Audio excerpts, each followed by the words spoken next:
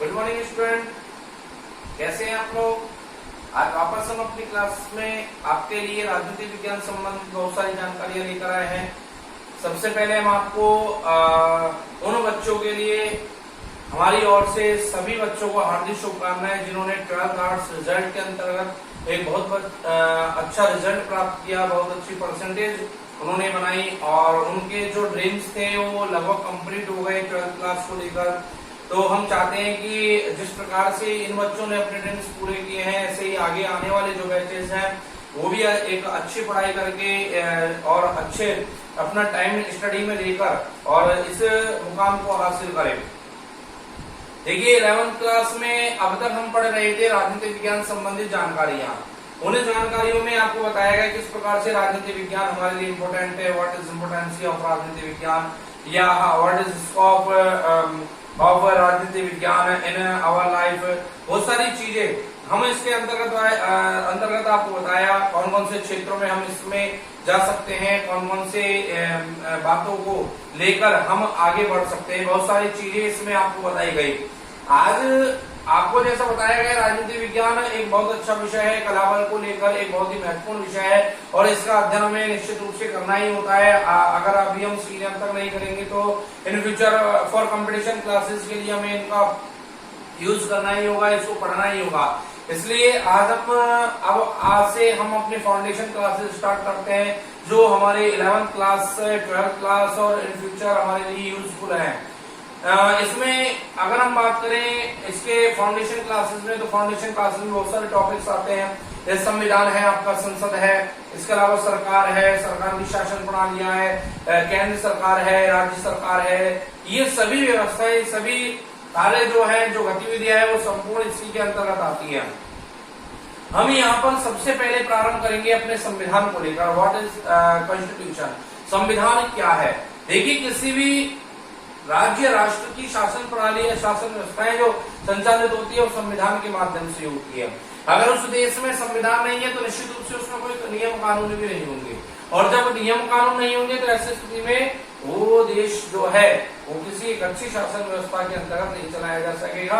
अर्थात उस देश की जो शासन प्रणाली है वो किसी न किसी तानाशाही या एक शासन के माध्यम से चलाई जा रही है जो जनता के लिए दुखदायी भी हो सकती है, जनता के लिए प्रॉब्लम्स क्रिएट कर सकती है। इसलिए हमें ज्यादा से ज्यादा ध्यान रखना चाहिए कि हम संविधान के अंतर्गत जो नियम कानून है उनके अकॉर्डिंग ही हम भी चले, उन नियमों का फॉलो करें जिससे हमारी राष्ट्र की जो शासन व्यवस्था है या जो सरकारें हैं उनको शासन चलाने में किसी समस्या का सामना न करना पड़े। देखिए सबसे पहली बात आती है, जैसा आपको बताया गया है, किसी विषय को, किसी भी टॉपिक को पढ़ते समय सबसे पहले हमें इस बात का पता होना चाहिए कि आखिर उस टॉपिक को हम क्यों पढ़ रहे हैं, उसका महत्व क्या है, उसका अर्थ क्या है, उसकी परिभाषाएं क्या है। इन सब चीजों के बारे में हमें पता होना चाहिए। संविधान एक ऐसी प्रक्रिया है जो आज से नहीं बल्कि कई वर्षों से चली आ रही है। कई वर्षों से नहीं, राजा महाराजाओं के शासन काल में भी संविधान की प्रक्रिया चलती थी। उस समय भी मंत्री परिषद हुआ करती थी, उस समय भी शासन व्यवस्थाएं जो है वो नियम कानून के आधार पर चला करती थी। केवल अंतर इतना सा होता था कि उस समय राजा महाराजाओं का शासन काल था तो वो अपनी मंत्री परिषद का निर्माण करते और जिम्मेदार व्यक्तियों को उस राज्य का कार्य सौंप देते थे। लेकिन आज वर्तमान समय में अगर हम बात करें तो यहाँ पर सरकार के माध्यम से शासन चलाया जाता है।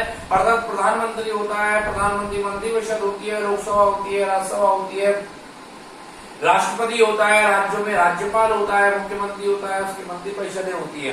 तो इनके माध्यम से शासन व्यवस्था वर्तमान समय में चलाई जा रही है। अब बात आती है फर्स्ट पॉइंट जो है वो ये आता है कि संविधान है क्या। इस संविधान शब्द का सबसे पहले प्रयोग किसने किया, प्रतिपादन किसने किया। तो देखिए मैं आपको जानकारी देते हुए बताना चाहूंगा कि संविधान शब्द का सर्वप्रथम प्रयोग सर हेनरी मैन के द्वारा किया गया था। सर हेनरी मैन के द्वारा संविधान शब्द का सर्वप्रथम प्रयोग किया गया। अगर हम बात करें भारत में सबसे पहले इसका प्रतिपादक जो करने वाला था वो एम.एन. रॉय थे, जिन्होंने 1934 में संविधान शब्द का प्रतिपादन किया। अब संविधान का शाब्दिक अर्थ क्या है, तो संविधान का शाब्दिक अर्थ होता है कानूनी आलेख। कानूनी आलेख मीन्स, कानूनी आलेख का मतलब होता है कि किसी भी देश के नियम कानून जिस दस्तावेज के अंतर्गत रखे जाते हैं वही संविधान बन जाता है। वही क्या बन जाता है, संविधान बन जाता है। अब हम बात करते हैं यहाँ पर संविधान कितने प्रकार का होता है। तो विशेष रूप से संविधान यहाँ दो प्रकार के होते हैं। संविधान दो प्रकार के कौन कौन से होते हैं, एक होता है आपके लिखित संविधान, दूसरा होता है आपके अलिखित संविधान। लिखित संविधान की अगर हम बात करें, लिखित संविधान क्या है, व्हाट इज राइट कॉन्स्टिट्यूशन, अर्थात लिखित संविधान क्या है। तो लिखित संविधान यहाँ पर होता है आपके कि एक ऐसा संविधान, एक ऐसी शासन प्रणाली जिसको किसी संविधान सभा के द्वारा या किसी समिति के द्वारा बनाया गया हो, अर्थात जिसके लिए एक सभा का निर्माण किया गया हो, एक समिति का निर्माण किया गया हो और फिर उस संविधान को बनाया गया हो, उसको लागू किया गया हो। ये आपके होती है लिखित संविधान की प्रक्रिया, इसको लिखित संविधान बोलते हैं। अगर आधुनिक संविधानों में या लिखित संविधान में सर्वप्रथम बात करें तो वर्तमान समय में लिखित संविधान जो है और आधुनिक संविधानों में सबसे पहले अमेरिका का बना था, जो मार्च 1979 के अंतर्गत इसको लागू किया गया था। इसके बाद आता है आपके अलिखित संविधान। अलिखित संविधान क्या है, अलिखित संविधान का अर्थ होता है परंपराओं पर आधारित संविधान। परंपराओं पर आधारित संविधान क्या है, जैसे राजा का बेटा ही राजा होगा, वहां किसी प्रकार की अन्य शासन प्रणालियां नहीं चलेगी, अन्य कोई व्यक्ति वहां पर राजा नहीं हो सकता, अन्य कोई व्यक्ति वहां पर शासन नहीं कर सकता। परंपराओं पर अर्थात जो किसी व्यक्ति ने या किसी समूह ने जो बात कह दी वो नियम कानून बन जाती है, उसको लोग स्वीकार कर लेते हैं, वही अलिखित संविधान है। वही क्या है, अलिखित संविधान है। और उस अलिखित संविधान की बात करें तो अलिखित संविधान जो है वो ब्रिटेन का है। सबसे पहला अलिखित संविधान है ब्रिटेन का। देखिए अलिखित जरूर है, वहां का संविधान अलिखित जरूर है, लेकिन अगर हम बात करें तो वहां का जो संविधान है वो विश्व के सबसे शक्तिशाली संविधानों में से एक माना जाता है। अर्थात ये कहा जाता है कि उस संसद का, उसकी पार्लियामेंट का जो डिसीजन होता है वो लोगों को मानना ही होता है। लोगों को मानने का अर्थ है कि अगर कोई व्यक्ति उसको नहीं मानता है तो उसको कठोर दंड दिया जाता है। अर्थात ये कहा जाता है कि ब्रिटेन की संसद या ब्रिटेन की का जो संविधान है वो इतना ज्यादा स्ट्रॉन्ग है, इतना ज्यादा शक्तिशाली है कि केवल और केवल वो महिला को पुरुष और पुरुष को महिला नहीं बना सकता और बाकी सब कर सकता है। It is strong constitution of the world, अर्थात वह विश्व का एक बहुत ही मजबूत संविधान है, शक्तिशाली संविधान है और उसको बार बार परिवर्तित नहीं किया जाता। तो ये तो आप इसको बुद्धिमत्ता का शिशु भी कहा जाता है, इसको ब्रिटेन के संविधान को बुद्धिमत्ता का शिशु भी कहा जाता है। अब हम आते हैं हमारे भारतीय संविधान पे। तो भारतीय संविधान पे अगर हम आए तो भारतीय संविधान जो है वो लिखित एवं निर्मित संविधान है। लिखित एवं निर्मित संविधान का अर्थ क्या होता है, लिखित एवं निर्मित संविधान का अर्थ है, लिखित एवं निर्मित संविधान का अर्थ होता है कि जो लिखा भी गया है और निर्मित यानी कि संविधान सभा द्वारा उसको बनाया गया है। अगर हम भारत की बात करें तो भारतीय संविधान संविधान सभा द्वारा ही बनाया गया है। एक संविधान सभा के द्वारा उसका निर्माण किया गया है भारतीय संविधान का, अर्थात ऐसा नहीं कि किसी व्यक्ति ने उसको कह दिया और वो संविधान बन गया। अगर हम बात करें तो एक व्यवस्था के अनुसार, एक प्रक्रिया के अनुसार पहले एक संविधान सभा का निर्माण किया गया। उस संविधान सभा के निर्माण होने के साथ ही भारतीय संविधान के निर्माण का कार्य प्रारंभ हुआ, अर्थात किसी भी व्यक्ति के स्वेच्छा के माध्यम से संविधान का निर्माण नहीं किया गया। हर व्यक्ति के स्वतंत्रता, अधिकारों और इच्छाओं का पूर्ण रूप से इसमें ध्यान रखा गया। तो ये भारतीय संविधान है। भारतीय संविधान की बहुत सारी विशेषताएं भी है जो आगे टॉपिकों में आप पढ़ेंगे। लेकिन अगर एक बात हम आपको बताएं जो एक महत्वपूर्ण जो विशेषता है कि भारतीय संविधान विश्व का सबसे बड़ा संविधान है। भारतीय संविधान विश्व का सबसे बड़ा संविधान है, ये गर्व की बात है। The Indian constitution biggest of the world, यानी भारतीय संविधान विश्व का सबसे बड़ा संविधान है। क्यों? क्योंकि अगर हम बात करें तो उसमें 395 अनुच्छेद आपके आते हैं, 12 अनुसूचियां वर्तमान में इसमें शामिल हैं। और अगर हम बात करें तो इसमें मौलिक अधिकार है, मौलिक कर्तव्य है, इसके 22 भाग है और वर्तमान में उपभागों से इसकी संख्या 25 भी है।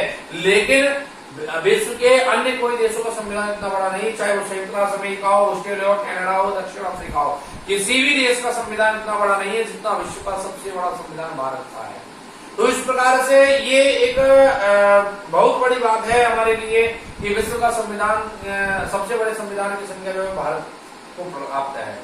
अब भारतीय संविधान की हम बात करें तो भारतीय संविधान ऐसा नहीं कि 1950 में ही सीधे उसको प्रस्ताव में लाया गया तब से उसका कार्य प्रारंभ हुआ? नहीं, ऐसा नहीं था। भारतीय संविधान का कार्य, भारतीय संविधान के बारे में विचार, उसकी सोच जो है वो भारत की आजादी के पहले ही प्रारंभ हो चुके थे। समय अनुसार महात्मा गांधी ने, एनी बेसेंट ने, मोतीलाल नेहरू ने, यहाँ तक कि स्वराज पार्टी ने अपने अपने प्रस्ताव रखे, अपने विचार रखे और उन्हें विचारों और प्रस्तावों के माध्यम से भारतीय संविधान का निर्माण किया गया और समय समय अनुसार उसमें संशोधन की प्रक्रिया भी अपनाई गई, परिवर्तन की प्रक्रिया भी अपनाई गई। इसीलिए भारतीय संविधान विश्व का सबसे बड़ा संविधान भी, और आप देख लीजिए सबसे लंबे समय चला आ रहा है भारतीय संविधान है। यानी कि लगभग अगर हम बात करें तो 70 वर्ष भारतीय संविधान को बने हुए हो गए, लागू हो चुके हैं, लेकिन आज भी यथावत वही संविधान बना हुआ है। समय समय अनुसार कुछ परिवर्तन और संशोधन होते रहे। तो ये विश्व के इतिहास में एक बहुत बड़ी प्रसिद्धि भारत की रही है। नहीं तो आप अन्य राष्ट्रों में चले, नेपाल में आप चले जाइए, नेपाल में अब तक 5 संविधान बन चुके हैं और 6ठे संविधान बनने की तैयारी है। वर्तमान में तो उसने भारत से मित्रता भी समाप्त कर ली है, अर्थात जो भारत का मित्र राष्ट्र हुआ करता था, सबसे घनिष्ठ मित्रता जिस राष्ट्र से भारत की थी, यहाँ तक कि वहाँ के जो लोग थे उनको भारत की सेना में शामिल होने का अधिकार तक भी था। तो उस राष्ट्र से मित्रता भारत की समाप्त हो चुकी है। तो ये एक बहुत ही सोचनीय और विचारणीय विषय भी है कि भारत ने समय समय पर नेपाल का समर्थन किया, सहयोग किया, लेकिन उसके बावजूद भी आज वर्तमान समय में चीन का साथ देकर भारत की मित्रता को समाप्त कर चुका है। तो यहाँ पर अगर हम बात करें तो विश्व के अन्य देशों के संविधानों में बहुत परिवर्तन हुए, बदल गए संविधान पूर्णतः, लेकिन भारत के संविधान कभी नहीं बदला। जो 1952 में 50 में लागू किया गया था वो आज भी यथावत रूप से चला हुआ है। आप हमारे पड़ोसी मुल्क को देख लीजिए, पाकिस्तान को। पाकिस्तान की अगर हम बात करें तो पाकिस्तान में अब संविधान तो छोड़िए, सरकारें स्थिर नहीं है, वहां पर स्थायी नहीं है, सरकारों का कोई स्थायित्व नहीं है। आज 5 वर्ष तक लोकतंत्र चलेगा, क्या पता उस लोकतंत्र का कब पत्ता साफ हो जाए, सेना वहां पर कब्जा कर ले, वहां के शासन पर कब्जा कर ले, अर्थात वहां की जो सेनाएं हैं, वहां का जो सेनापति है, उनके द्वारा वहां की शासन प्रणाली चलाई जा रही है। तो इस प्रकार से भारत का संविधान सबसे मजबूत संविधान और सबसे लंबे समय अवधि से चला आ रहा संविधान है। इसलिए विश्व के सबसे लोकप्रिय संविधानों में भी भारतीय संविधान की गिनती की जाती है। तो ये आज आपको कुछ छोटी सी नॉलेज दी गई है संविधान संबंधित। आगे भी आपको इसी प्रकार से कंटिन्यू नॉलेज दी जाएगी। आप चाहे तो वीडियो के माध्यम से आप इन चीजों को नोट भी कर सकते हैं, लिख सकते हैं। हालांकि आपको क्लासेस के बाद, क्लासेस के साथ साथ ही आपको इनसे संबंधित जो महत्वपूर्ण क्वेश्चन होंगे या नोट्स जो होंगे उनको भी अवेलेबल करवा दिया जाएगा। और आप इसी प्रकार से इस संक्रमण काल में निरंतर रूप से हमारे साथ बने रहिए और हमारा उत्साहवर्धन करते रहिए, जिससे हम आपको अच्छी से अच्छी सुविधा, अच्छी से अच्छी एजुकेशन प्रोवाइड करा सके।